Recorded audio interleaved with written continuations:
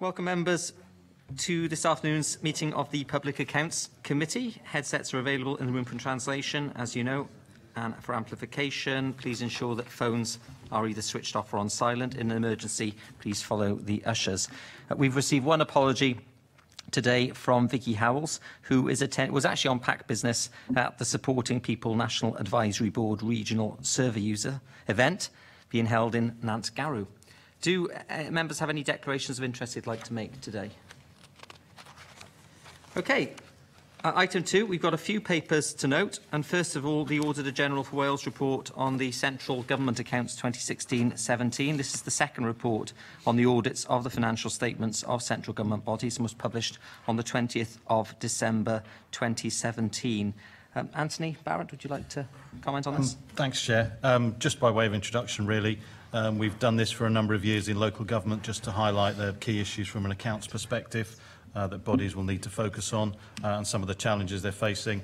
This is our second report on central government accounts. We expect this to become an annual report to provide that sort of summary and consolidation of our knowledge of some of the issues. In future years, we'll be looking to incorporate NHS accounts work into that as well, so that you will have not just you, but the public will have a total picture of the work we do on accounts. Thanks, Anthony. Any questions for Anthony on that? No? Good. It was very remiss of me not to ask members to agree the minutes. I'm out of practice over Christmas. Minutes of the meeting held on 11th of December. Happy with the minutes? Good. Okay, moving on then and to paper to note, the second paper to note, and that's the Auditor General for Wales report on local government homelessness 2017. This report was published on the 9th of January. As this is a local government specific report, and directs no recommendations to the Welsh Government specifically, I wouldn't propose that we undertake any further work ourselves on this inquiry. However, there may be some issues arising out of it which will be interesting in the context of the Supporting People inquiry. So I'm proposing to send a copy to John Griffiths, Chair of the Equality, Local Government and Communities Committee, who's expressed an interest in looking further at this. We happy with that approach? Are we confident that the Local Government Committee will be holding a hearing on it? That's their intention, I believe. Yeah, they're going to be looking at homelessness in the medium term, and then rough sleepers in the shorter term inquiries. That's actually on their work programme. Right, because there are quite a few issues of concern in the report. I think they do need to be looked at formally by some committees. So as long as we're confident that they're going to have an opportunity to properly scrutinise it, then fine. We can keep an eye on their progress with it, and then if there are any future issues we have, we can always return to it. But I think in the first instance, it's worth leaving it to them to explore. Can we make sure that there's some, in terms of our Supporting People inquiry, there is some focused look at this? We're allowed to bring up some of these issues, particularly because it is a troubling read in parts. Yeah. Okay. Another, Oscar? Page 91 is actually the problem with homelessness in the areas. It's a nice diagram and nice work, but it's clearly stating in the last line it hasn't been audited. But if you look at this, there's so much improvement, but many in declining. So we need to have that sort of audit. Declining is there in homelessness. Why is there? Yeah. Okay, so we're happy to leave it to that committee, but in terms of the if any issues arise in future, certainly in terms of supporting people, we can factor those in. Yeah. Don't look convinced. Just don't want it to. There will be a chance under our Supporting People to look at some of the issues coming out of this report. That's the clarification I'm looking for. Yeah. Yes. Yeah, I think we've got the government aim next week on supporting people, so there's an opportunity there to pick up in general terms, I think, some of the issues arising from this report. Obviously, supporting people is one small element that contributes to a much bigger picture that this report sets out. The proposed course, if we could just have some protected time in that scrutiny session next week to ask about some of the issues coming out of this report. Specifically. Yeah. Okay. The third paper to note is public procurement and the Welsh Government's response to the Auditor General's report on the National Procurement Service, which has been copied just for information. The committee received a briefing from the Auditor General on the 11th of December at the last meeting ahead of the Welsh Government response and has agreed to undertake an inquiry into public procurement. We've got evidence sessions scheduled for this term. Happy to note that response from the Government.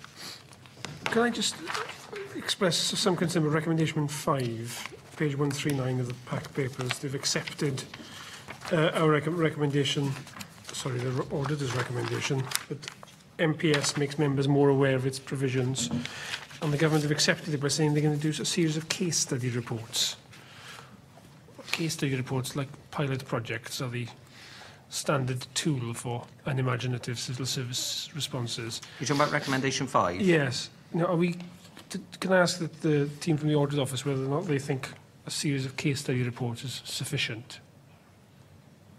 Not on its own. I think it's probably a job of work in terms of the daily interaction of MPS going forward to ensure that those that are potentially buying into the frameworks, or the public bodies who could buy into those frameworks, are made aware on a case-by-case framework basis of the extent to which those things have kind of been built in and embedded. So that I think there is scope to go a bit further than what has been set out. And is there any indication they plan to do that? Well, not at the moment. We've only just received this response. But I mean, I think they're due to come in early March, so there's an opportunity to follow that. We'll make sure we log that for those briefings. Yeah, I mean, that's a good opportunity in March, a good timely point to take that up. Okay, and the fourth paper to note is the implementation of the NHS Finance Act 2014. And we've had some additional information on issues highlighted in the zero-based review undertaken within Hywel Dda University Health Board, following a request that we made on the 20th of November.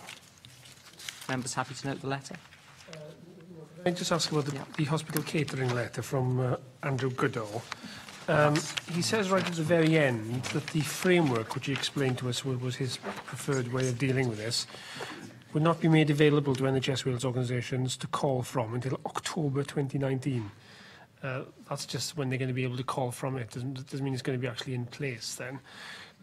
Can we be reminded of when this started from? So it was, I think, a 7-year delay. Do any of the officials remember where we'll be up to by October 2019? This does seem to be becoming absurd. I think we'd be coming up to about 10 years. Well, since our initial work, certainly it would be the best part of 9-10 years since the original PSC inquiry on this. That was one of our observations, which was there seemed to also be a long lead time for the framework between going out to tender and then the end of the process. Obviously, some of these OG processes can take a long time, but it's not really clear why a 9-month process from kind of start to end should be the case. Of course, you'll recall that things have changed and that we've moved from, shall we procure one system for the NHS Wales as a whole to a kind of more framework approach, which they could or could not buy into. So I think you're right to make those observations, obviously.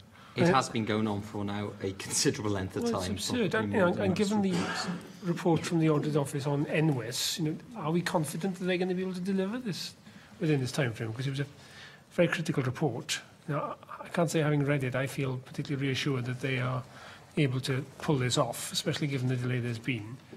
So I'd support a letter back to Andrew Goodall expressing particularly the concern that Matthew just made about the length of the delay in the procurement, and also just drawing attention to the whole farrago. We can do that, and I was going to propose that we ask for a progress report later in the year, in autumn later, but we can flag that up with them at this point and say we'll be looking to see some sort of improvement. Well, a specific justification of why it's taking so long between the beginning of that process and the October 2019 outcome. Yeah, I was going to say, I think just in terms of, they make reference to a gateway review and some recommendations on that. So it would be useful to find out what those recommendations were, what the timescales are for putting those recommendations into place, because, as you say, the timetable does seem to be somewhat protracted. As I understand it, there are considerable concerns in some of the health boards about this whole system, and it may yet all fall over. So I think we do need to keep an eye on this and make government aware that we are keeping an eye on it. I think, Chair, on both these systems, the community care system and particularly the community care system, but also the catering system, if the committee decides in due course to take further evidence following our report on informatics systems. I think in both those cases, there's opportunity to kind of look at where these projects sit in the suite of wider priorities for informatics at the moment, and to perhaps follow up some of these specifics in more detail. That's not to say you couldn't write in the meantime, but I think there may be an opportunity to actually pin some of this down in oral evidence in future as well. Can we do both? So will we get it? Have we had it? I don't know. When do we get the... It's an AMBER assessment, isn't Get a it? review specifically on the community care system, the one referenced in here. I don't think you're due to get it unless No, you ask for it. I think I did ask about it at the evidence session, and Yeah. they didn't know about it, and they're now confirming that it was in fact AMBER. Amber. So I think we should ask for the key points from it and the lessons learned, and what it means. Because as I understand it, there are considerable concerns in the system about it. We can do that. Given that we leapt on to the fifth paper, I assume you're happy with the fourth paper? I just wanted to ask a question about... Obviously not. 2.4. And this is probably, still a relatively new member, just for my clarification, maybe. But could I ask, why is there a... why was the zero-based review only conducted, as Andrew Goodall says, within Howell Dda? If it has obviously brought a lot of interesting information to light, why isn't it happening across the NHS? And as a dotted line to that, I understand that there is an efficiency review, whether that's the exact terminology that's being used. I mean, that's effectively what it is across the Welsh NHS. I mean, how does that relate to this zero-based review? The zero-based review was, I think, one element of the work undertaken at Howell Dda. Deloitte's also did it. I think, my understanding, a slightly wider review, which they also did it, went into Cardiff and Vale and, if I'm right, ABMU as well.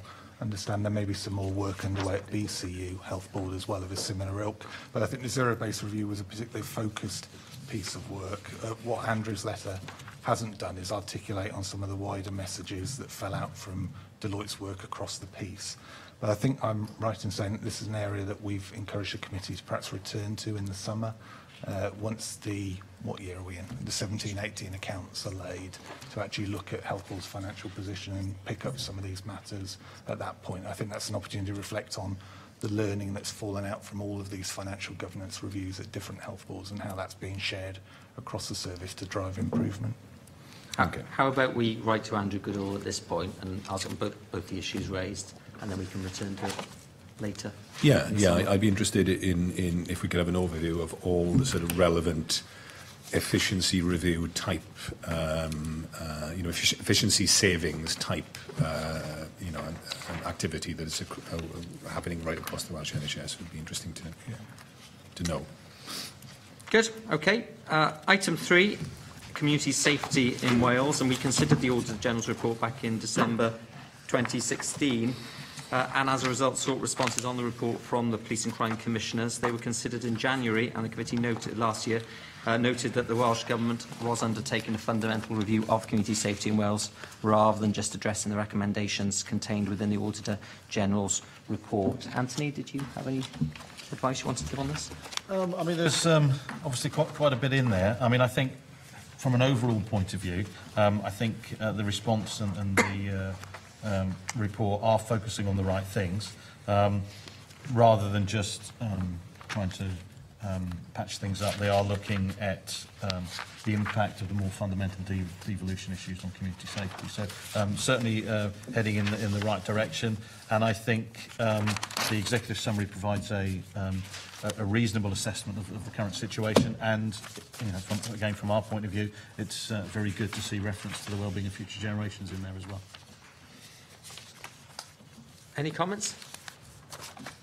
It's always good to see a reference to wellbeing for future generations, whether it actually makes a difference in the medium term. Well, it will take time, and just as an aside, we're doing some work, obviously looking at sort of a year one commentary on wellbeing for future generations, just to see how well the thinking is developing within the audited bodies. We can look further at this if members are so minded. If we're in review, are we happy with progress so far?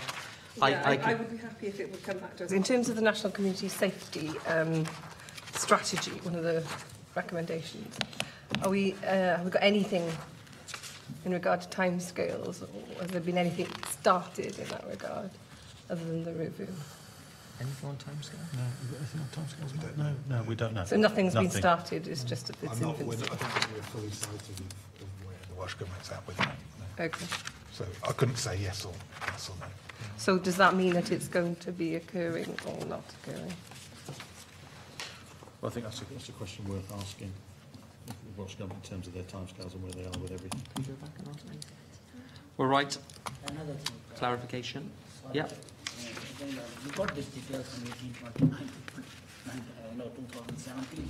I think the latest safety, community safety also, we haven't used this word terrorism, but the fact is that should be included in some form or shape or any different wording in this system.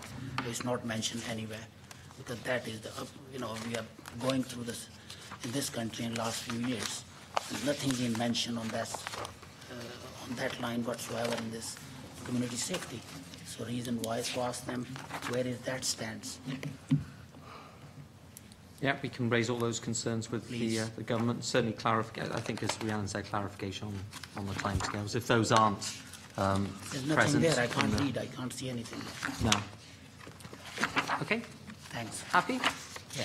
Happy?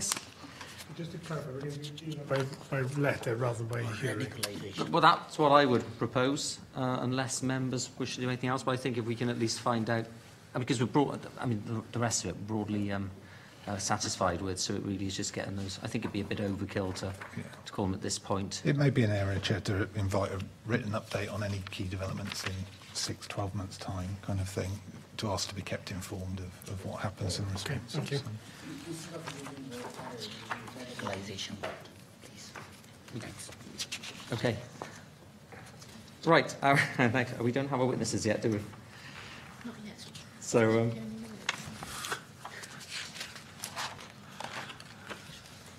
We might as well, mightn't we? Yeah. We are awaiting our witnesses for item 4, our introductory session with the new Director Generals, who are not far away, but in the meantime we shall take a very short break. Well, they normally...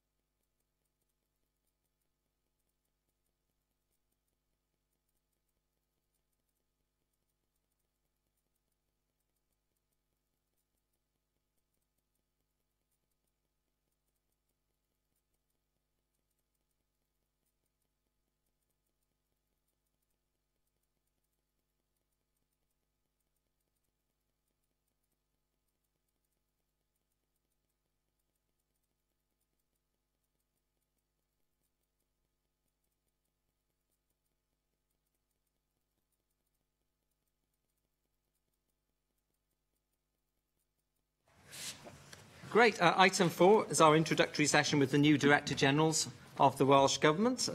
Welcome. As you will be aware, following a recent recruitment exercise, the 2 new Director Generals have been appointed in the Government. This introductory session has been arranged for the committee to gain an understanding of their background and very initial views as the new Director Generals. Can I welcome our witnesses to the meeting this afternoon? Would you like to give your name and positions for our record of proceedings? Of course, thank you. Prynhawn, good afternoon. I'm Tracy Burke and I'm the Director General for Education and Public Services. Prynhawn, I'm Andrew Slade, Director General for Economy, Skills and Natural Resources. Great, thank you for being with us today. We're well aware that you're pretty new in post, so let's start off with some general questions, setting the scene. And if I can kick off with one of those, what attracted you to the role of Director General? And how have your previous roles prepared you for the new role, and what skills and experience do you bring to the post? Who wants to take Tracy? Burke? I'll start then. Sounds like an Chair. interview question, It doesn't does it? indeed, yes. And Beyond that process. I'm the veteran between the two of us because I think I've been in post now 6 weeks and Andrew just in his second week. So actually some of the committee members will know me from various different roles, as I've been involved in the Welsh public sector for about 20 years, serving in one capacity or another. Just as background, I was born here in Wales and bred here, but like a lot of young people, moved away to gain more experience and just part of life growing up, I suppose. So I've had a background in working for the UK government. I worked for the then Manpower Services Commission, and I also worked for the Performance and Innovation Unit, which was the Prime Minister's think tank of the day for the UK government. I've also worked for the Irish government. Like a lot of young people of my age, the thing to do was to get an MBA, and I went to Trinity College in Dublin to do an MBA and stayed on then to work for the Irish government. I came back to Wales and worked for the WDA, and then I merged into the Welsh Government in 2004 to 2006 during the mergers process. So that's just sort of a little background to tell you a little bit about sort of the experience I've had. In terms of my skills, I'd say I've got strong analytical and policy skills. I've got quite good people management and corporate skills, and set and deliver very high standards in terms of what we call government business. I'd say probably sort of my top skill sets. And as I said, I worked for 3 governments and had experience both in Wales and outside of Wales. But I think when I talk about what interested me in the post, it's probably down to more of my sort of personal qualities, I suppose. And it's kind of, I suppose, a little bit hard to explain. I've worked in many different places, but nothing feels quite as good as coming home and working here, because it just matters, and it matters an awful lot more. As I say, I'm from here, and it matters to me, the work that we do as a government. So the opportunity to have a more senior leadership role in that respect was just something that was just impossible to resist, really. Always good to come home, isn't it? It's always good to come home. Andrew? So my background is originally in Whitehall, and I joined the civil service on the management development programme in 1993 with a degree in medieval history and French, which makes me uniquely qualified to talk about a number of things we're going to go on and talk about today. I joined the Ministry of Agriculture, Fisheries and Food initially, which then in due course became DEFRA, Environment, Food and Rural Affairs. A number of policy postings early on in my career, and quite a bit of time spent in private office, including as private secretary to the permanent secretary, which among other things brought me into contact with the Public Accounts Committee in a Westminster context, and then later as principal private secretary to the Secretary of State. In the mid-noughties, I moved my family down to the southwest, and I spent 5 or 6 years in the southwest, first in the government office as one of the deputy regional directors there, and then later as one of the executive directors in the Southwest Regional Development Agency, the Economic Development Agency, before coming to Welsh Government in 2012, initially working on European programmes and European funding, then as Director of Agriculture, Food and Marine, and latterly as Lead Director for Environment and Rural Affairs, alongside those 2 corporate responsibilities within Welsh Government, one as Head of Policy Profession, and musical accompaniment. I was going to say with accompaniment. Song and dance. Head of Policy Profession, but also led some of the work on one of the corporate development programmes for a year or 2 back, Preparing for the Future, which was the then Permanent Secretary's Organisational Development Programme. Many of the things that Tracy talks about in terms of appealing the nature of the role, I think apply to me. I don't have the Welsh background in that sense, or that sort of coming home point, but there's a huge opportunity to make a difference for Wales in helping join things up. I thoroughly enjoyed being part of the top team in the Southwest Regional Development Agency, and that opportunity to make both a difference in the business area for which I was responsible and corporately, and the chance again to do that within a Welsh Government context, particularly in a part of the Welsh Government that I know and love, was again too much of an opportunity to resist, and that's why I went for the job. And in terms for both of you, in terms of that making a difference, which I think we would all hope to aspire to. Have you, either using your experience in the civil service in England or your experience in the Welsh Government, have you identified any early priorities that you would like to pursue in terms of the way that the Welsh Government operates? I think it's Tracy. very early days for that. I mean, certainly my initial priorities have been around engagement, familiarisation with the role, and also on governance. Those are kind of the three initial areas. They're not the sort of priorities for change, but they've been the priorities for me. So I've, think at this stage now, I've reached about 800 members of staff that I've met at their desks. I've tried to meet with people on a one-to-one basis to really understand their roles. And I've also report to a number of ministers, I think 3 cabinet secretaries and 3 ministers. So obviously I've been meeting with them. And I've started a few external meetings. And on the familiarisation, which is sort of, it's an important priority for me, had quite a few one-to-one meetings and just sort of really reading in to the portfolio. And then on governance, that's been a particular area that I wanted to get across as quickly as possible. I was quite fortunate to be able to meet the Auditor General within the first couple of weeks, which was extremely helpful. And I've also met with Mr Usher as well as that. So those have been my initial priorities coming into post. What about you, Andrew? Similarly, there are parts of the ESNR portfolio with which I'm less familiar, so getting to grips with some of those areas is going to be important. As Tracy says, I'm sort of week 2 into the job, meeting staff, getting regular one-to-ones with my top team, getting out and talking to stakeholders, and then having early conversations with each of the cabinet secretaries to whom I report directly. 2 key things. Tracy and I were both interviewed on this point at the very outset, which was around how we will take forward prosperity for all of the government's national strategy. And we've both arrived in post at a time when we need to pursue those areas and drive that work forward.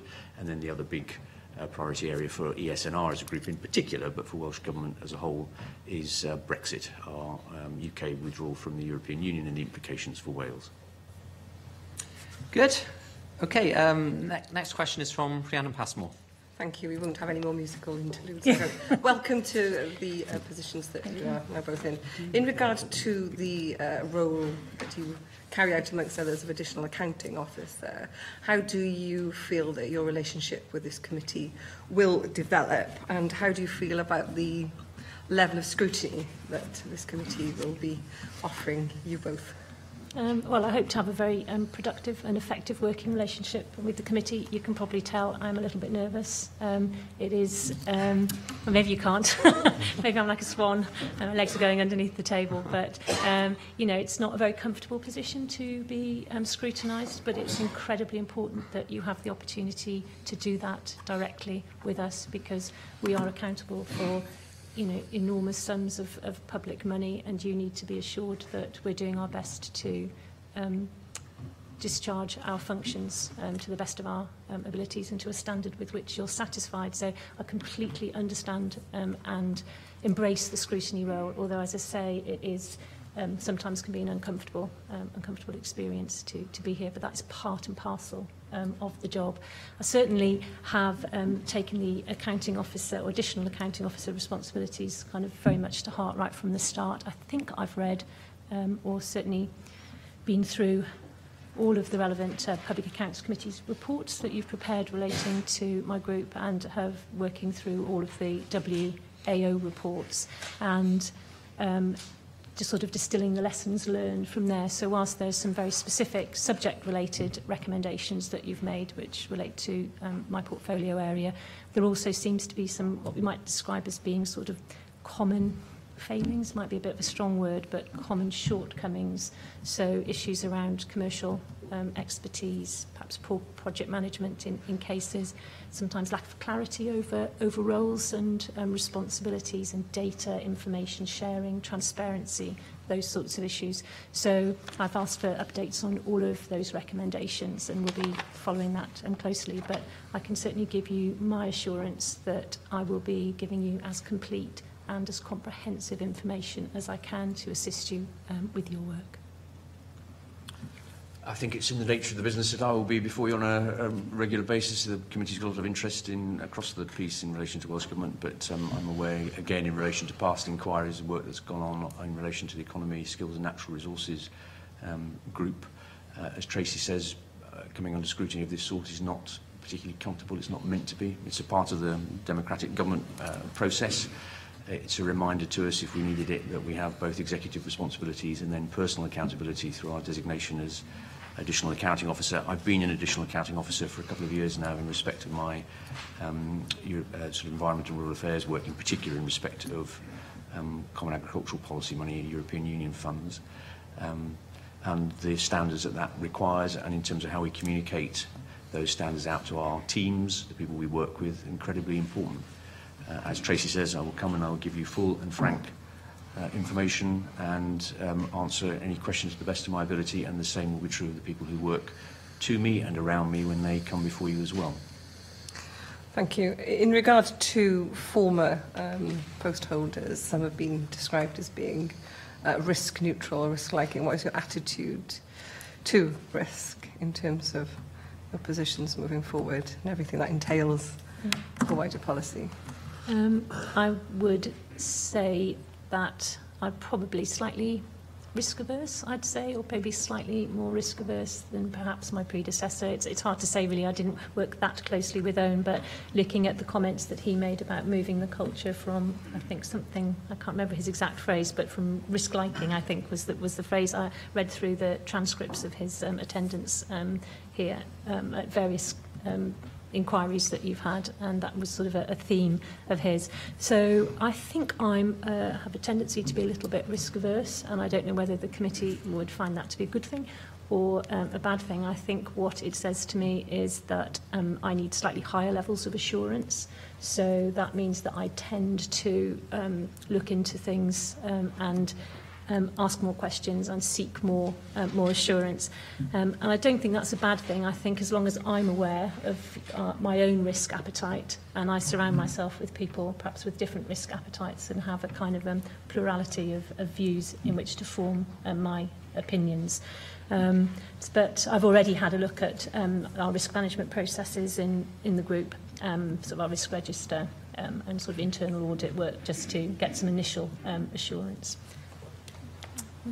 That diversity of approach, people around you, I think, is quite important when you're coming to make any decision, whether it's around a particular project or a particular line in respect of policy, and I think that's important. I don't think it's possible to be risk neutral in this type of work if we're to be ambitious for the people of Wales and to drive stuff forward for the government and for ministers. We need to be ready to go after things, but in a way which is measured and which involves careful assessment of the risks. So the risk management processes that you put in place are hugely important. I'm familiar with those that apply within the S&R group, but we've already had a conversation just today about how we manage our performance as a group with my sort of top team and how we arrange ourselves in respect of risk management and how we bring the experience and the expertise of the whole group to bear on some of these key decisions. And that would be true for how we operate across Welsh Government as a whole.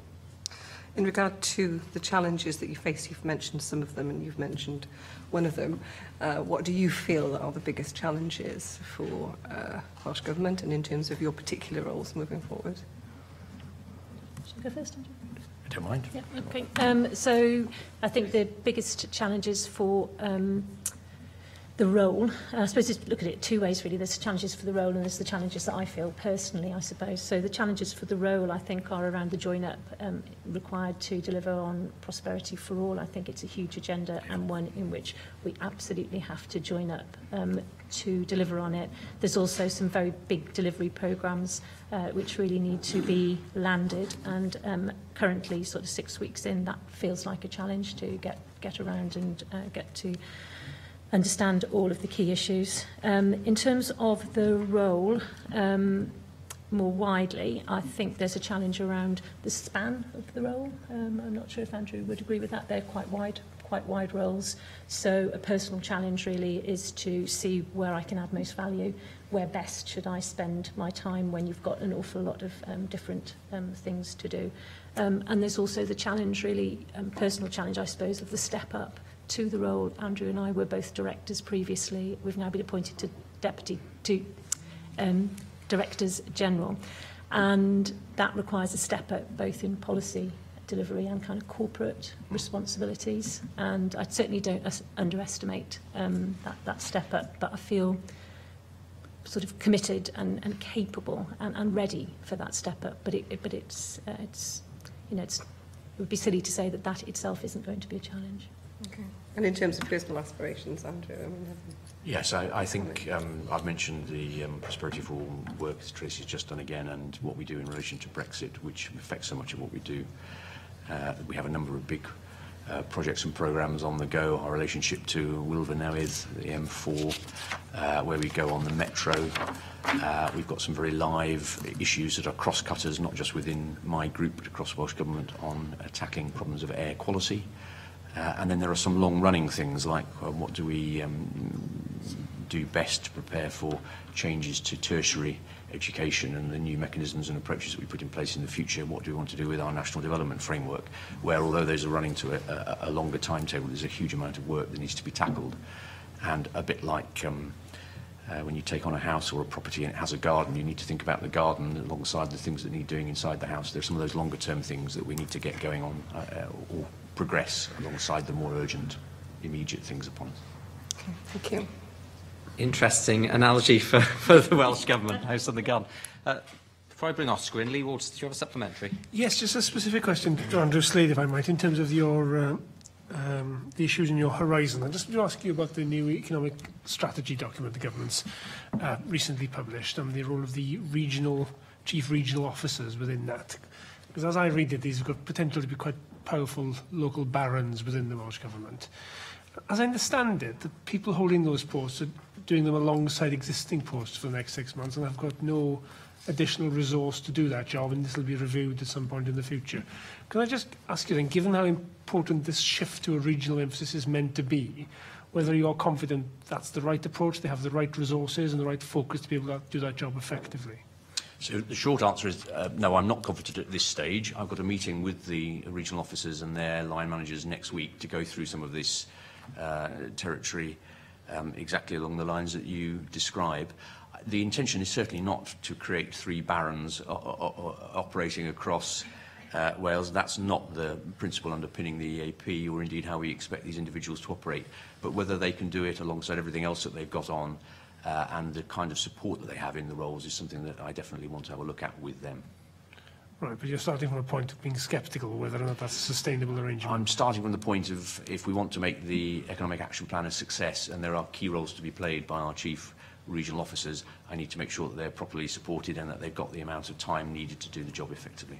Right, that's a yes then, is it? I refer to my previous answer. I want to look at this from a perspective of how do we make a success of the EAP. I can entirely understand why we are at this stage in proceedings. We've got people who are doing stuff alongside their day job. That may well be the best model to adopt going forward, but I want to have a conversation with them and other members of the team to satisfy myself that that is the case. Once you've formed a view on that, could you update the committee on it? Of course. Thank you. Adam Price? Yeah, if I could just pursue that line of questioning, actually, because I was struck in terms of these 3 regional directors, some which cover vast swathes of Wales inevitably. I mean, I suppose the closest analogy in my mind is you probably know it from your university studies, is the Napoleonic prefect model. I mean, the state representative in the region. So certainly it has significance potentially, but I'd just like to ask about the areas of Wales in terms of the Economic Action Plan that actually cross those 3 boundaries, and in particular 2, which is the valleys, which cross 2 of those 3 regions, and then rural Wales, which arguably, possibly crosses all 3. So will there be, I don't know, sub-prefects maybe responsible for traversing those regional boundaries? So again, we're not intending that the chief regional officers should be prefects or in charge of French departments or that model, although I entirely see where you're coming from. the expectation is that they will act as central points of contact and have an overview for what's happening in those regions. And I see the model, from my own perspective, a bit more like that which operated within the government office network in England a few years ago, which was not that you had people who were barons or prefects, but were pulling together, thinking, making sure that you had key lines of contact to key companies and key players, local authorities and so on. And we're taking a more place-based approach to how we develop the economy in this context.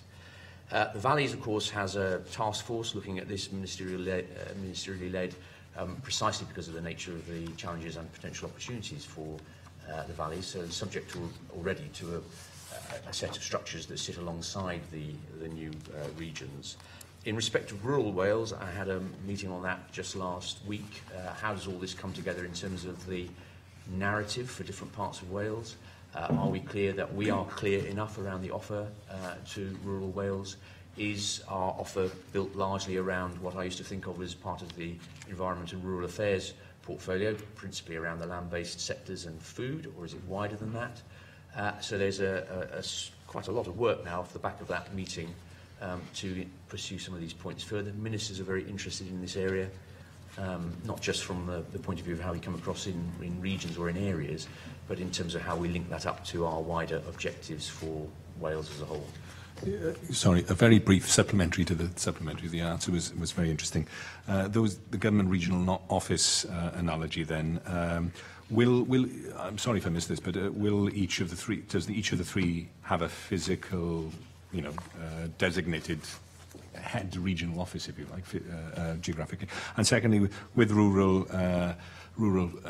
policy, where's which minister does that accountability lie with? Junior minister or deputy minister level? So to take the last point first, we have a Cabinet Secretary for Rural Affairs, but I don't think Leslie Griffiths... Rural economic policy. Leslie Griffiths would not regard herself as responsible for everything, because we have a Health Secretary and an Education Secretary and so on, whose remits run in rural areas. In respect of the economy, it would be our Economy and Transport Secretary, Ken Skates, with support from a number of other ministers, including Lord Ellis-Thomas and Baroness Morgan from the sort of skills perspective. The other point was about locations. All of our regional officers are based in the regions that they will be serving and looking after, but I don't think we've got as far as saying there will be regional head offices as such. At the moment it's merely where they happen to be based, but it does go back partly to Mr. Waters' point about the support arrangements that they have around them and how those are set up and where those are based, and that's something that we're looking at. Okay, thanks. Mohammed Asker. Thank you very much, Chair, and congratulations to you both anyway. My question direct to you is, recruitment information suggests that you will hold a number of corporate roles, including sponsoring one of the Welsh Government's staff equality and diversity networks.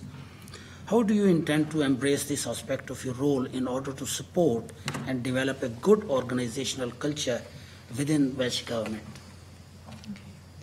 Do you want to go off? Yeah. So I've been asked to lead the Women's Network. I think we've got about 4 or 5 different equality and diversity networks in the Welsh Government, and I've been asked to lead the Women's Network, which I'm absolutely delighted to do. So I haven't met with the leads for the network yet, but that is being diarised. They've been in touch and are very keen for an early meeting. For me, it's a perfect network to head up, and I look forward to working with the women in the Welsh Government to understand what any barriers there are to them progressing in the organisation, but also what opportunities there might be too, and also perhaps sharing my experience if that's of interest to them. So I'm committed and interested in taking that network forward. So I'm board level champion sponsor for the PRISM network, the LGBT plus network, a responsibility which, as Tracy just said, in respect of the Women's Network, I will take very seriously. We had our first photo op on Friday and get that out around through the organisation. They're a very active network, lots of good work going on already across Welsh Government, and it's a pleasure and a privilege to be asked to come and represent them at board level. I think the other thing to do there, which is sort of reflected in your question is about the wider corporate role that we can play over and beyond the network champion roles. There's a lot that we can do as part of Sian's top team, I think, in terms of not just the leadership provided by the organisation, but the tone that we set and the culture that we engender through the work that we do. But also, ES&R Group is about 2,400 people. That's a lot of people. It's getting on for half of Welsh Government. So not just what I do in my cross-Welsh Government work, but what I'm doing within the group and making sure that we are working effectively with the different protected characteristics networks, I think is going to be vital too as part of that kind of culture setting process. Thank you very much. But the thing is, you have answered two questions rather, giving the early priorities in your jobs, what you're going to actually implement. But my question to you is, what new priorities you're going to put in your education department and natural resources, which is very important, which we know there is so much to do. What are the new priorities you're going to bring into your respective departments? Okay. Is that specifically in relation to the networks that we're leading? Okay. Well, as I say, I think probably my main priority would be to see what barriers there are to women's progression in the workplace, and particularly areas where, through my action or my leadership, that I can help make a difference. Particularly interested in part-time workers. So many women end up, because of caring responsibilities, either for parents or for their children, working part-time. And I think there is quite a bit of work for us to do as an organisation in making sure that part-time workers have the same opportunities for progression as full-time workers. So things like job share, those kind of issues will be initial priorities. I've got an early conversation with the PRISM network in a week or two's time where, I want to listen to what they perceive as some of the issues blocking progress, whether that's around facilities and infrastructure or about the way that we approach a number of staffing issues across the organisation. On the wider piece across ES&R Group, we're moving into a different phase now on Brexit, which I mentioned earlier.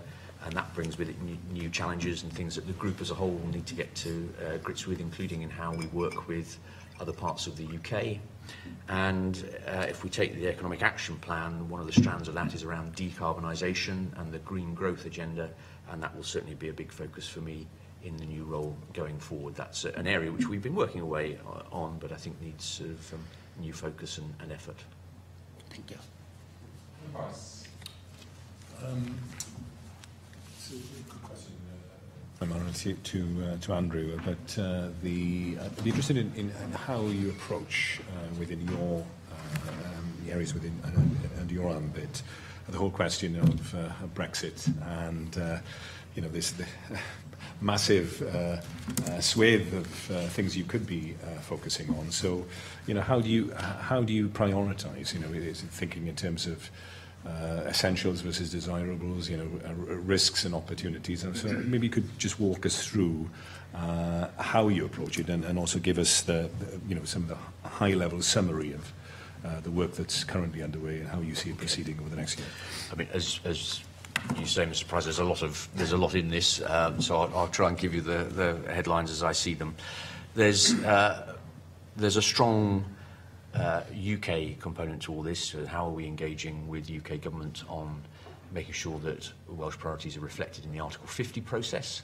And then beneath that and around that, UK is going to need a new way of working with itself in the future. So many of my teams are now very heavily engaged in constitutional stuff, or what are the frameworks that we're going to need to operate in, post-Brexit across the UK. How do those interplay with devolved responsibilities? So, for example, with respect to agriculture, the sort of world that I've come up through originally and then latterly, agriculture is a devolved competence, and therefore the expectation is that we would manage agricultural issues here. That's the responsibility of Welsh ministers. Nevertheless, we completely agree, and the First Minister's been very clear about this, that with respect to our concerns about the withdrawal bill, Welsh Government is willing to engage with the UK Government, and indeed we are at an operational level, on how you design frameworks to enable the UK to operate and function effectively in the future. You don't want to put in place a series of blockages within the internal UK market that would make life more challenging. So there's a whole piece of work there. We've done an awful lot of that work on the environment and rural affairs side of the house, where of the kind of framework areas, about 2/3 fall to stuff to do with the environment or agriculture, fisheries and so on. But there's a wider set of issues that we need to take forward, I think, across the whole group. There are then 2 blocks of readiness-related work. One is our internal readiness, so are we right and fit for action legislatively, so what we're going to need in terms of the day after we leave, have we got the right legislative provision in place? Much of that is grinding work, which, you know, we have to work, you know, go forward. It's not particularly sexy or appealing work, but it's very necessary in order to make the legal code work properly when we leave. But also in relation to systems and the kinds of teams and capability and skills that we'll need within Welsh Government. That's the internal facing stuff. And then externally, how we work with our sectors to get them in as good a shape as possible, both to meet the challenges of leaving the European Union, but also to harness the potential opportunities that come with that. We've done a lot of work again on the environment and rural affairs side. That work is reflected more widely now across Welsh Government, and of course last week the First Minister announced a headline fund for Brexit readiness for people to bid into, and we take that external facing work very seriously, and I think probably we're ahead of other parts of the UK in that regard. So those are the kind of key planks of this Brexit work, and as a group we are going to be getting further to grips with all those as we move into the next phase of the EU withdrawal process. Yeah, because I'm quite interested, actually. I mean, if you're not able to say, then I understand. But both the London Mayor and indeed the Scottish Government have, well, the Scottish Government today, and I think the London Government, London Mayor in the last few days have produced their assessment of potential economic impact. Of a hard Brexit, which is very sobering reading. Is that something that the Welsh Government is working on? Impact analysis of various scenarios. Obviously, we accept that we don't know where we're going to end up. But So yes, we've been doing a lot of scenario work and feeding into work that's gone on at a UK level as well. I don't know whether we have a single figure in the way that the Scottish Government have announced today, but we certainly have ranges that we work within against different scenarios, both within the wider economy elements of the portfolio that I now lead, but also in respect of the environment and rural affairs side. We've done a lot of work with stakeholders on the various scenarios. And that work has informed the various publications that we've put out, starting with Securing Wales's Future, the white paper from last January, but the various daughter documents that have flown off the back of those have all been informed by those sorts of assessments. But I think fundamentally we would stand behind points made by the IMF and others that a very hard Brexit would have, certainly in the short to medium term, significant consequences for the economy, and part of our planning has to take that into account. But there's a limit, as the Cabinet Secretary for Finance has pointed out, there's a limit to what Welsh Government can do to mitigate the absolute hardest Brexit outcomes. These are parts of the discussions that we need to have and continue to have with UK Government. Go on, there's a couple of people indicated. Rhiannon, did you have a supplementary on this specific supplementary point? in this particular area. Excellent. I mean, in regard to the magnitude, you mentioned functionality across the UK in terms of the market and the constitutional issues, the whole magnitude and scale of the agenda that you're working within. Do you feel comfortable that you have got sufficient amount of working heads on this particular issue? And in regard as to the potential for the hard Brexit and the view of the IMF around how that could be of significant impact to us economically, do you feel that you're in a position to be able to bring more people on board to work on this if necessary? So we've had a small consequential in the UK budget, which links to Brexit preparations, and we'll use that wisely where we can. Ultimately, though, we're having to use the resources that are available to us already to weave in our Brexit work. As far as possible, the approach has been to set up small dedicated hubs with the kind of expertise and the capability that we need, and then to, on a hub and spoke model, if I can put it like that, to use the teams who are the experts in the subject matter to engage both with the centre of our organisation and then their relevant counterparts in Whitehall. But it is stretching stuff. and we need to be as smart as we can about how we use resources, how we prioritise effort. And I know that ministers and colleagues across the Welsh Government are thinking about how we do that in the context of the resource challenges we face for this year and the years thereafter ahead, because we are operating in a period of constraint on public resource. So to answer my question, do you feel that you're able, once that transitional pot of money is no longer with us, unless we get any more, that you are able to bring in different resources if necessary? I think the nature of the work in some respects will change. So this process over the next few years is going to be one of transition. I think it's almost inevitable that we'll need to be more engaged in intergovernmental working across the UK than perhaps we have been in some areas to date, because that will be required in order to make the UK framework type model work effectively in the future. And as I said earlier, I think the UK will need a different way of working with itself. But there are pressures on us in respect of resources, undoubtedly. And in regard to the challenges, the questions I asked you earlier, would you see this as one of the key challenges that you'll be facing? Certainly for me. I need to bring Adam Price back in, then I'll bring... Neil, did you have a quick...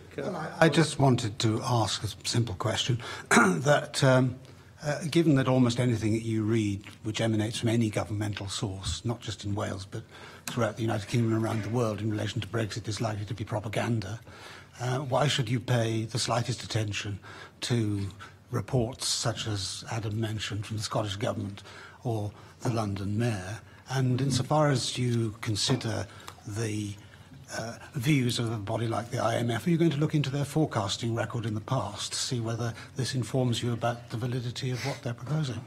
Well, Mr Hamilton knows the views of the Welsh Government, and we could spend a lot of time talking about... I don't want you to stray into the area of policy, of course. About forecasts, as you say, or getting into policy. I think the key thing, going back to Mr Price's question of Ms Passmore's as well, is to make sure that we are as ready as we can be for the different scenarios that are coming. It's not all about downside risk, it's about upside opportunity as well. First Minister's been clear that the Welsh Government didn't seek Brexit, but it's going to try and make the best of it for Wales. And, you know, in respect of certain aspects of, for example, regulation or other things, I can see lots of opportunities to do things in a different way in future, but they need to be worked through carefully. Adam Price.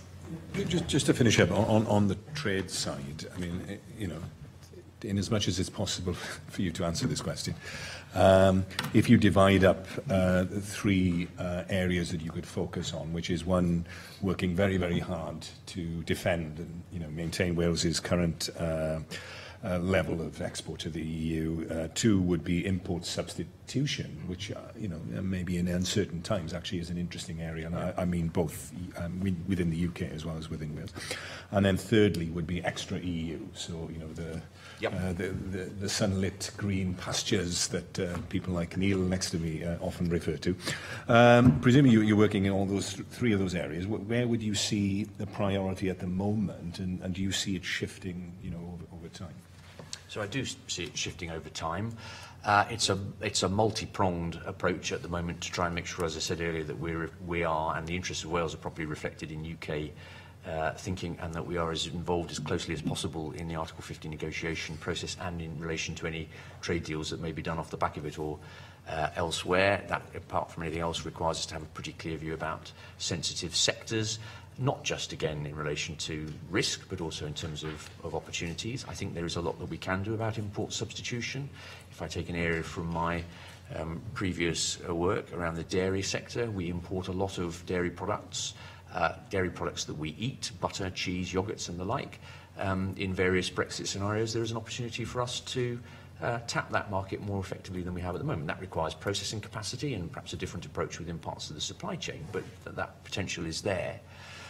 For stuff outside of the EU, you've got to be very targeted and clear.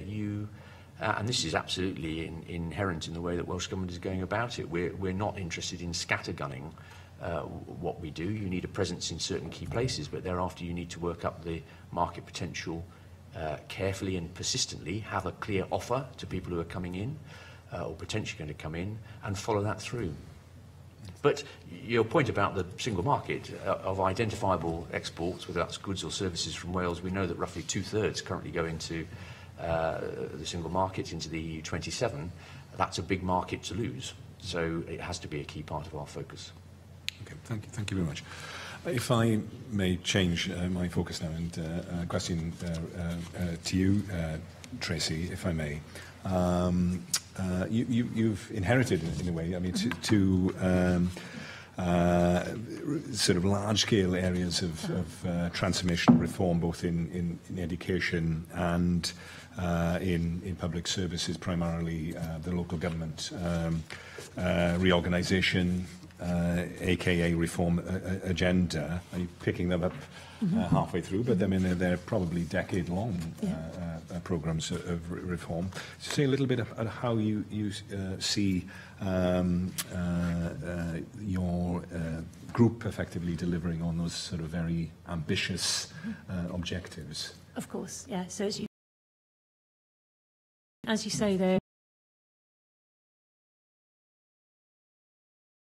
As some of the timescales are quite long. Thanks, Andrew. So I've got a little bit of a cold, so excuse me. Yeah, I know.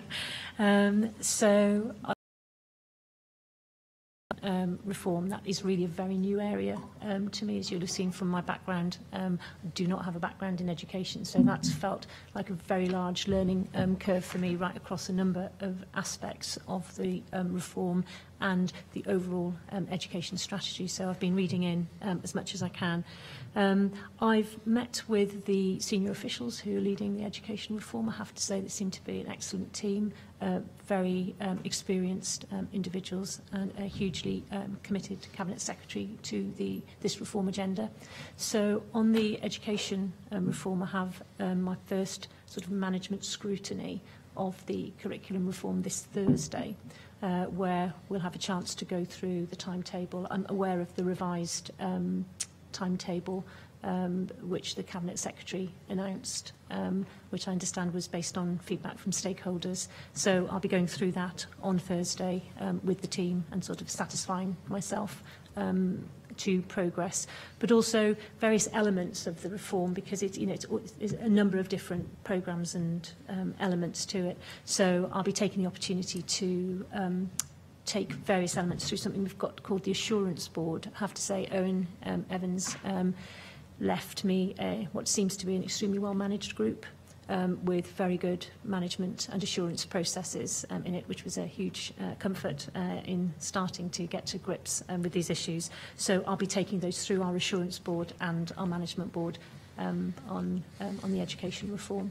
On the local government reform, equally challenging, as you say, but I have been sat down with officials to go through the development of the local government bill, which is a piece of legislation we hope to bring through the Assembly this year. And again, major challenges there, but I will take a kind of strong assurance role in seeing that those reforms are delivered. You mentioned working at the Performance and Innovation Unit at the UK government level, yeah. And you also mentioned the Irish government. They've recently, 2014, I think, set up an innovation lab. Yeah. And innovation labs have been cropping up right across the world, really, as governments face many of the same sort of public service delivery challenges that we face here in Wales. Do you see, notwithstanding what you said about your own personal risk appetite, I mean, do you see that actually public service innovation, and obviously part of the innovation, we've all read the books, and we know that failure is a necessary part of the innovation process. Do you accept, I mean, innovation is an absolute imperative, I mean, in public service right across the world, partly because of decreasing resources, but also because the world, demographics, the world is changing, etc. Automation, Lee's area of expertise. Where is that innovation coming from at the moment within Welsh Government, within your areas? Well, I think that certainly on the education reform, they have a number of stakeholder groups with a lot of expertise around it, and I think they're driving new ideas and bringing in new ways of working. I'm not so sure on the local government reform, I have to say.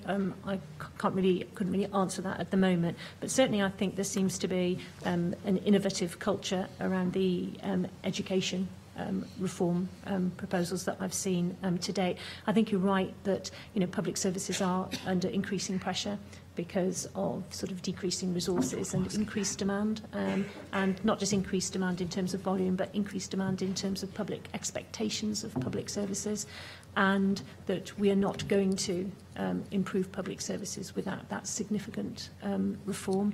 I'm very open to new ways of bringing in innovative thinking. It's certainly something that I'll be discussing with both the Local Government Cabinet Secretary and the Education Cabinet Secretary. I think that's probably about all I could say right now based on my knowledge, but I've certainly got a very open mind to that. As you say, having worked in the Performance and Innovation Unit, that was particularly helpful in terms of trying to drive some of that cross-government ways of working, and as that's something which is a key priority for us now, we'd certainly be looking at that. By all means, come in. Well, I was going to say, in relation to the policy profession and my work as head of policy profession, with Tracy and others, we've been trying to foster an approach which allows us to do policy trials, make more use of short-term projects to try and test out a concept, to use a lab approach to seeing if you can thrash through things in a workshop or a sort of deep dive over 24 or 48 hours to try and crunch a problem. We've got the lab system or unit which is supporting some of the work on Tracy's side. We're also working with the Public Policy Centre on things of that sort. We are, as you say, we're going to need to do more, not least to address the challenges we've got around money.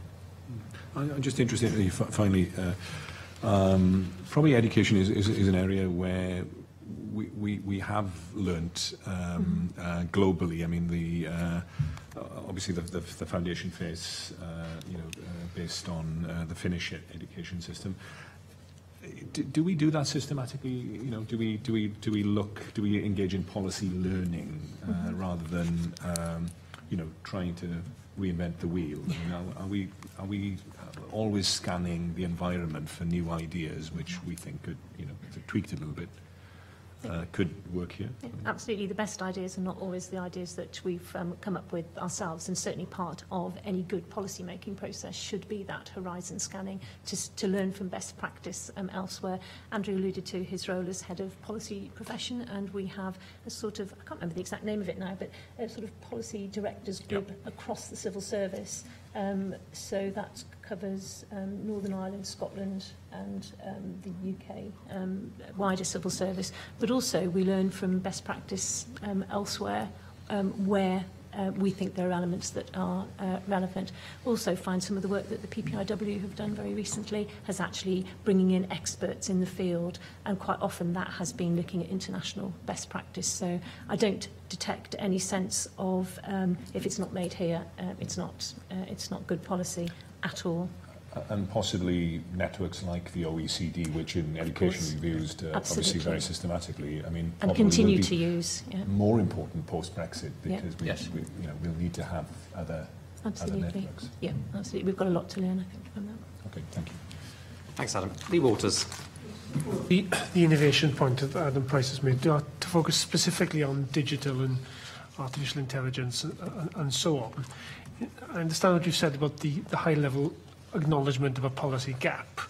But in terms of the pace of change there is in the outside world, it's exponential, and the pace of change within government is glacial. Now, from what you've said, you recognise the problem. We had a recent session with the Permanent Secretary discussing the Welsh Government's digital strategy, which seemed to me largely an IT strategy for Cadace Park, not a broader strategy for public service delivery in Wales. So could you ask you a bit more specifics of...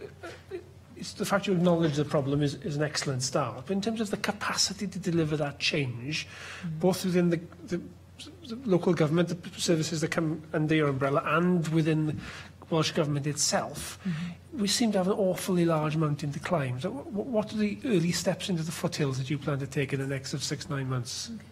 So I've obviously read the transcript from the committee at which you discussed that, and the one prior to that, and the note from the Permanent Secretary to get as wide a perspective as I possibly can.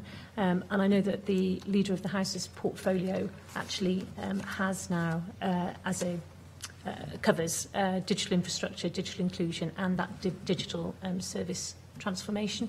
And so certainly I'll be playing my part in supporting her in that role. In terms specifically of the areas which are in my portfolio, the local government digital agenda, I believe that there was a report in just last year which all 22 local authorities took part in. I did make a note of it actually because I was having a read of it, called the Digital Baseline Report. So that's looked at 4 elements of local government sort of preparedness for a digital future, or the digital future. So it looked at the maturity of their digital services. It looked at their use of data, their plans for ICT and how they share best practice. So certainly for me, that will be the starting point for ongoing work with local government. And in education, we have Hub, which is a digital platform for sharing best practice. So those are 2 specific areas that I'll certainly be taking action on. Well, I mean, there's, as your question implies, there's an awful lot that we can learn from others. I think there's, in many respects, it's unlikely that government will ever be quite as innovative and out there on digital as commercial enterprises in a number of respects. Nevertheless, the government digital service at UK level have done a lot of good work, and we can learn more from that. Within my own area, I think it's patchy.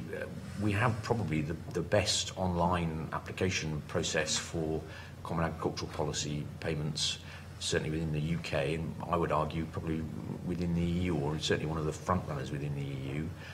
If you talk to people who do cross-border applications, England and Wales, they much prefer the Welsh system. It's more intuitive.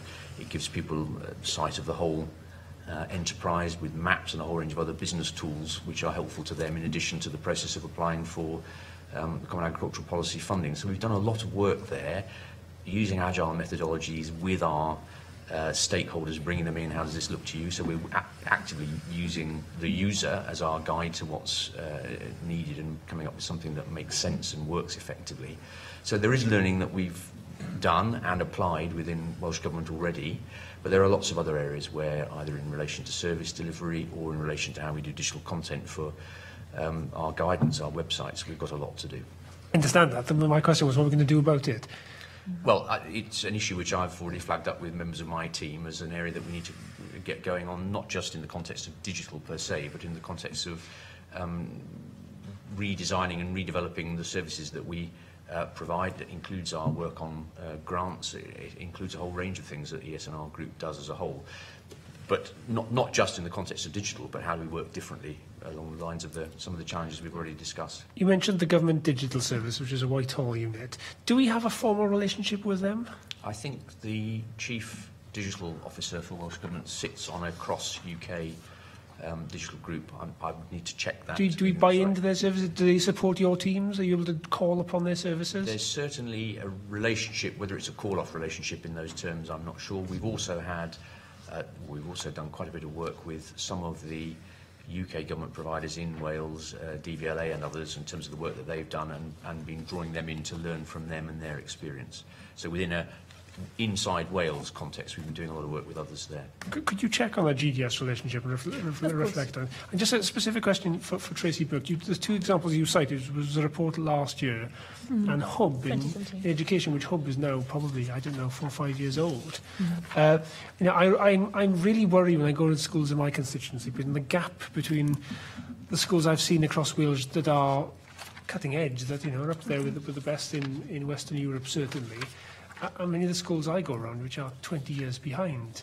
And we talk about Hub as the example that we can draw upon of harnessing the digital change. And Hub is better than it was, but it's not an all singing, all dancing system by any measure. And I specifically worry about coding. Coding is the modern foreign language, and we have targeted the most able and talented.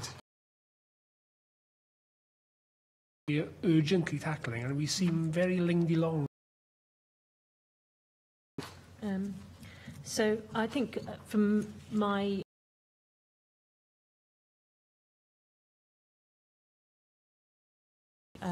all the time, so whilst it may be 5 years old, developing. I can't answer the more specific. Provide a note on what we're doing on that, which would be in more detail. It's an important aspect of the. It is absolutely. I have a separate question. Just briefly to begin then, would you tell me in what way your team's doing things differently? Okay, no, that's fine. It is certainly policy. So I suppose we would have all in terms of long-term and preventative measures. It also challenges in policy making, collaborative working in partnership. So it's testing in are the goals to achieve, but it's the ways of working that it advocates, which perhaps challenge us the most in policy making. And the way that you work has changed as a result of that, has it? I think it's pushed us much harder down. I mean, some of the ways of working, are not completely new, but it's certainly pushed us harder on those areas of join up, of thinking longer term. I don't know if you'd agree, because you're head of profession for policy, but that's my sense of how it's really pushed us as an organisation. It is changing. I think principally through the 5 ways of working, we're starting to have slightly different conversations, I think, on some issues and in some areas. We're seeing more of the WFG Act principles feeding through the way we do particular projects and particular grants. In the case of the Rural Development Programme I was answerable for, still am, but more directly I suppose in my previous portfolio, we ran all of that programme through the tests of the WFG Act to make sure that it stood up and was fit for purpose. I don't think it's not just about us, it's about how we work with other public bodies, other people who are covered by the Act, with people who are suppliers to Welsh Government. And it also means that we measure things in a different way. And I know that colleagues in the centre of Welsh Government are working with colleagues from the Wales Audit Office and with the Auditor General around the kinds of measures that we need. And from an internal perspective, what we do around appraisals. We are obliged as accounting officers to make sure that regularity, propriety and value for money are covered off. What do we also need to think about in respect of the WFG Act?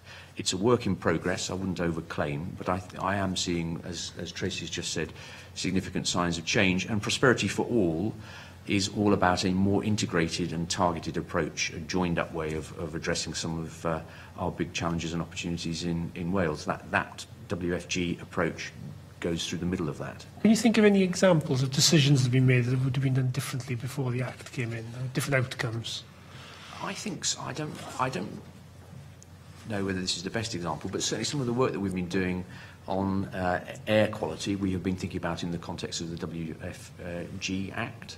I think some of what we've done around 1 or 2 of our grant propositions, which now feeds into the Economic Action Plan, would pick that up as well. So just on the air quality example, so what's the outcome that's going to be different because of the Act? I think we are looking harder alongside whatever we may be obliged to do in European law at longer term opportunities. That links to things like our active travel plans, clean travel, what we're doing about battery technology, clean cars, the electric infrastructure for running cars across Wales and so on, as part of a whole approach to the air quality problem, rather than seeing it as something fairly technical over here and divorced from other bits of our policy making.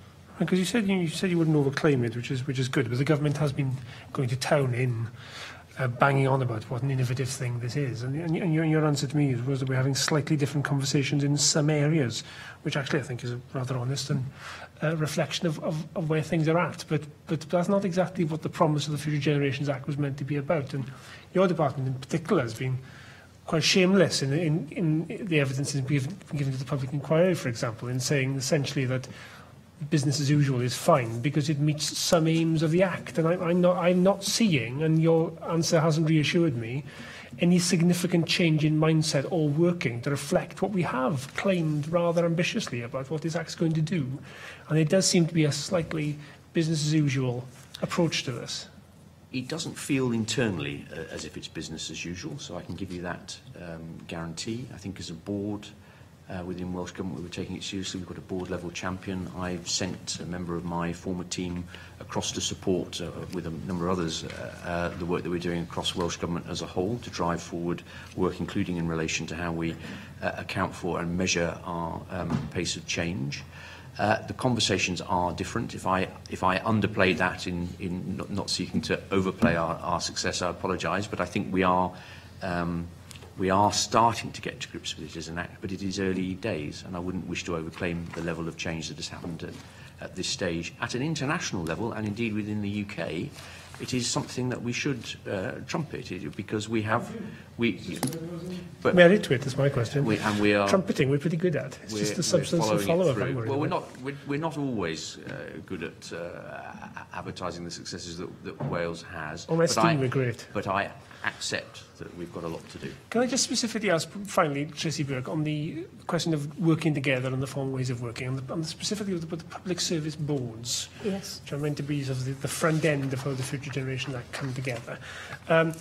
I'm not sure if any analysis has been done about the efficacy of the public service boards. I must say my anecdotal, and I hesitate to quote anecdotal examples, but my own anecdotal experience of the views abroad, about the worth of public service boards is the jury is out. That's me being polite. So I just wondered what you're thinking on public service boards and what we can do to actually give them some teeth. Okay, so the feedback that I've had just through talking with colleagues is that they are playing an effective role. I think they took time to find their feet and to begin to work together effectively. But certainly the feedback that I've had in my sort of questions over the last few weeks have been that they are, on the whole, working effectively. Joining up services. I mean, I'm quite happy to look into that. I think if there's a very different views about the efficiency or effectiveness of the public service boards, but personally, I haven't heard those kind of comments being made about their work. Okay. Thank you. Thanks, Lee. Oscar, did you have a small question? My question direct to Andrew here now. What plans are in place to update the input and output tables that are used by the Welsh Government when developing economic policy they are made? We have had a conversation just today, actually, in the context of the Economic Action Plan about how we underpin the economic policy that we develop as an organisation. There are a number of commitments in the Economic Action Plan which we will need to follow up specifically, and that includes how we set out our inputs and our outputs. It also includes some of the work that I was referring to a few minutes ago in respect to the WFG Act. That requires us, again, to look at the Magenta Book requirements in relation to accounting officer work on evaluation, make sure that we're following up not just on our the detail going in to policies at the outset, but also making sure that we follow up afterwards. It's part of our learning process, and it's also part of our reassuring that we have spent money effectively and learning lessons around that. So there's a suite of work in progress, but if you would like me to follow up specifically with you with a note, I'm happy to do that. Thank you. And what sort of input you're getting from more developed other nations in this context? Yes, you mean to cover that in the note? Yes, will do. I think Adam's going to annotate the question. Yeah, I think, I mean, Oscar will correct me, but I think he's referring to input-output tables in the context of modelling the economy. Rather than input-output in terms of an evaluation framework. So there was quite extensive work done over many years at the Maximum Day and others in terms of modelling the economy, and it hasn't been updated. I'll follow up with you on that specifically and make sure you've got the latest detail. If you could get back to us on that, that would be great. Yeah. Neil Hamilton. I'd just like to ask you about the Welsh Government-funded arm's-length bodies. With the candour that one always hopes for in a senior civil servant in his valedictory meeting with the committee. James Price said in October that arm's-length bodies have been a bit of a bane of his life. It's never been clear from a governance perspective what good looks like. So I was wondering whether, unencumbered by experience, whether you could shed any light upon this, and whether you think, so far as you can tell at this stage, whether, as regards independence and accountability of these bodies, that you've got some ideas as to how to improve things. So, whether they've been the bane of my life or not, arms-length bodies have been a big part of my career from Whitehall days, and indeed I've looked at this from both ends of the telescope, having worked in a regional development agency in a non-departmental public body, and the requirements that used to come down to us from Whitehall. There's a review that's more or less complete now, that's gone on across Welsh Government. A lot of the arms-length bodies are within the SNR group's sort of purview, and we have contributed very significantly to that review. Indeed, James Price, my predecessor, I think got it going in the context of ESNR, and then we all agreed it was better to do this from a sort of Welsh Government perspective. I think, I may be wrong about this, that the Permanent Secretary's either written to you or is about to write to you with some of the sort of key findings of that review. It's around a mixture of things: clarity, some of the points that Tracy was making earlier, clarity about instructions, transparency, being very clear about lines of government, making sure that we've got a good record keeping in place, making sure that we're learning from best practice. I don't think the intention is that we should centralise all ALB sponsorship functions into one place, because they're such a diverse group, but making sure that we have clear arrangements, consistency of approach, and that we're learning along the way, I think will be some of the things that we will be doing, including how they're treated from the point of view of accounting and so on. How do you intend to establish and build on existing relationships in this area? A lot of these bodies, of course, straddle different areas of policy, so that your teams inside government will not be congruent with these bodies, and so there's a lot of dispersal of responsibility, isn't there? So in those circumstances, it's quite difficult to see where the central focus might be inside your departments. So there will, if there isn't already, certainly as a result of the review, there will be an accountable lead sponsor function within Welsh Government for each of these bodies. I think in most cases that is already true, but we will follow that through and make sure that is absolutely the case. And it is their responsibility to make sure that in our various interactions with those bodies we've got a more joined up approach. From my own perspective, part of it is getting out and meeting the individuals concerned, the chairs and the chief executives where that is appropriate, talking to the sponsorship teams and making sure we're clear about what we're looking for in our relationship with those bodies, and making sure that that is clearly set out in the paperwork that exists. If I could just add, so if they are a bane, I've only got 2 arm's-length bodies, so perhaps there will be less of an issue. I have Qualifications Wales and the Local Democracy and Boundary Commission. So I have, and both of those have accounting officer responsibilities. So I've already met with the Director for Qualifications Wales just to discuss accounting officer responsibilities, and also to check that the framework document was in place and it was regularly reviewed. And I will continue to meet with him going forward. And I have a meeting in the diary next month to do the same with the Local Democracy and Boundary Commission. Right. Just to add from my portfolio. I'm conscious that we're banging up against the deadline of 3:30, but just one more question I'd like to ask. And that's, in September 2015, the Welsh Government senior management was restructured. How do you see the current structures within your own management groups, and do you see a need to continue to review the structure of the organisation? So it's a live question for me, not only because I've got 2 vacancies, one left by Tracy when she moved into her new role, and also another one on the environment side. And what that means for the relationship between those functions and other parts of the group is something that I'm thinking about at the moment, not just on my you know, these are not conversations just going on in my own head, but talking to colleagues as well.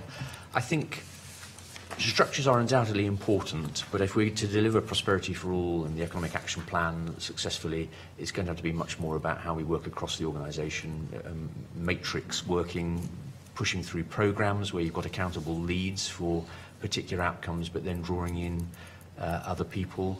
If I take Will Vanewith that I was talking about earlier, that requires a whole government response. We can't have a structure that will deal with that particular issue. We need to get better at cross-government working, and that will be a key focus, I think, for me, both within the group and in terms of how we engage across government as a whole. Right. In response to your earlier question, the Permanent Secretary is due to write to the committee shortly regarding arm's length bodies. So you're quite right in what you said about that being a timely issue. We are bumping up against the deadline, but I think, Lee Waters, did you have a very quick final answer? To Andrew Slade, specifically on arm's length bodies, specifically Transport for Wales.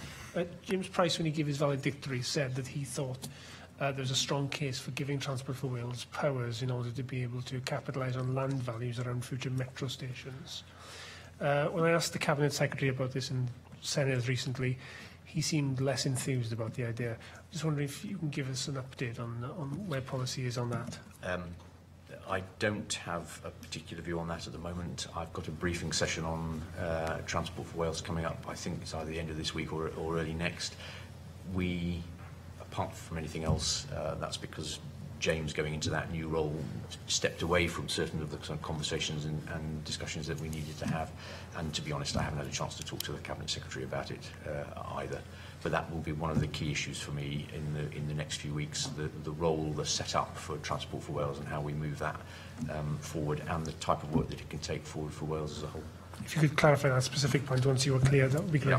Thank you. And of course, it's always tempting, fate, to say "and finally," because immediately Adam Price thought of a question. So you can have the last word. But you can have the last word, of course. This is in the breaking news category as well, I'm afraid. But seeing as procurement and economic infrastructure, Andrew, is part of your role, I was wondering if you could give us a sense of what, if the work has gone on today, if you can give us a sense of factually what the exposure potentially is for Wales as a result of Carillion's bankruptcy, and a more general question then what are the contingency planning in situations like this? I mean, what happens next when a large contractor goes into liquidation, and also how do we avoid, what kind of stress tests do we put in place to try and minimise this eventuality? So my understanding, Mr Price, at the moment is that our exposure is relatively low across Welsh Government. We haven't got lots of schools being built by Carillion, or hospitals, or parts of hospitals for that matter. There's a degree of modest exposure in respect to some of our road programmes, the A40 and the A55. I think some design work was being undertaken by Carillion. I think from memory, but I will check for you, that in each case they were acting as a subcontractor, and there was contingency provision in the event that a subcontractor wasn't able to fulfil their part of the contract, and I'm pretty sure that we own the intellectual property as well. Carillion also do some landscaping maintenance work around portions of the A465, but again, I think probably in criticality terms that's relatively limited. I think you will be aware as a committee that they were a named sub-bidder as part of the Wales and Borders franchise. We're in the process of working out with our lawyers what that means, but again, I think the view is that that is not a showstopper, but I wouldn't wish to give you a definitive answer today. The state of companies, their balance sheets, their sort of cash flow positions is one of the things that we do look at before we enter into any contractual arrangement with people, and I think probably at least one of the road contracts was done at a time when we knew that Carillion was probably under a degree of stress, and we weighed up the risks associated with it and the possibility of bringing somebody else in the event that they weren't able to fulfil the contract, and the view was taken on that basis that we should proceed. So that partly answers your stress test process. We have to work pretty closely with UK government and others on this, and indeed the things that we say around Carillion, we have to be a little bit circumspect for obvious reasons. UK government has given a commitment in respect of service delivery, that much we know, but beyond that at this stage I don't think I can advise. A relatively small number of people are employed by Carillion in Wales, and we're having a look at the implications for them at the moment. Okay, thank you. Thank you. Appreciate it.